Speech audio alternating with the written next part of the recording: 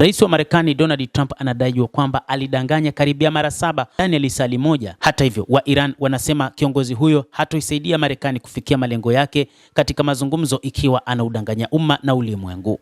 Rais wa Marekani Trump alitoa madai 7 ndani ya saa moja baada ya Tehran kutangaza kufunguliwa tena kwa mlango wa bahari wa Hormuz, na yote hayakuwa na ukweli.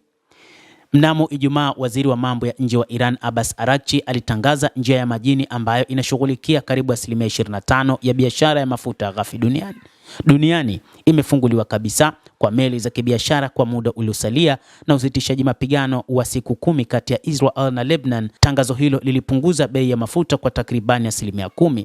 Lakini siku ya leo Jumamosi, Tehran ilibatilisha uamuzi huo ikisema mlango wa bahari wa Hormuz umerejea katika hali yake ya awali na kwa mara nyingine tena uko chini ya usimamizi na udhibiti mkali wa jeshi la IRGC.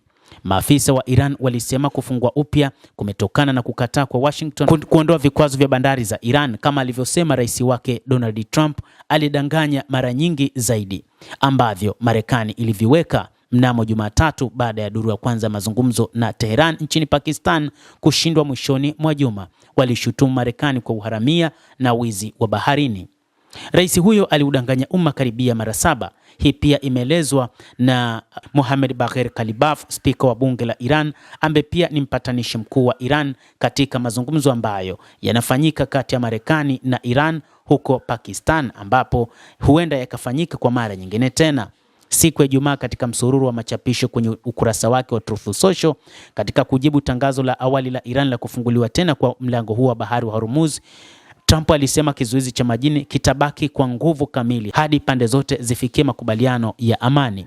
Ameongeza kuwa Iran imekubali kutofunga tena mlango wa bahari wa Hormuz, kwamba ufunguzi wa njia ya maji haufungamani kwa njia yoyote na Lebanon, na kwamba pointi nyingi za makubaliano ya mwisho ya amani tayari zimejadiliwa kati ya pande zote mbili. Iran imesema huo ulikuwa ni uongo.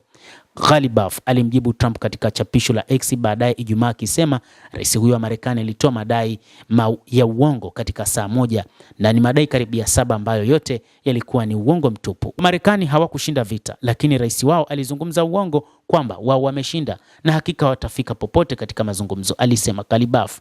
Kulingana na spika wa bunge, udhibiti wa mlango wa Hormuz utamuliwa kwenye uwanja wa chini, sio kwenye mitandao ya kijamii. Vita vya vyombo vya habari na maoni ya umma ya uhandisi ni sehemu muhimu ya vita, na taifa la Iran haliathiriwi na hila hizi za Donald Trump, aliandika Ghalibaf. Iran bado haijakubali kufanya duru nyingine ya mazungumzo na Marekani, shirika la habari la Tasnim limeripoti siku ya leo Jumamosi. Kwa mujibu wa vyanzo vyake, Tehran inasita kuanzisha tena mazungumzo kutokana na kuendelea kuzuiwa kwa jeshi la wanamaji la Marekani na madai ya kupindukia ya Washington wakati wa mazungumzo hayo.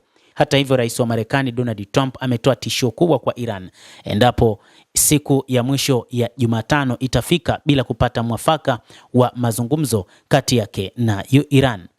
Basi mtazamaji, hayo ndio tuliokuwa nayo. Endelea kutufuatilia, lakini usisahau kulike, usisahau kucomment, kadhalika kusubscribe channel yetu hii upate habari hizi kwa mapana kupitia The World News. Mimi ni Adam Hussein, endelea kuwa nasi wakati wote, endelea kutufuatilia uyajue mengi yanayojiri duniani.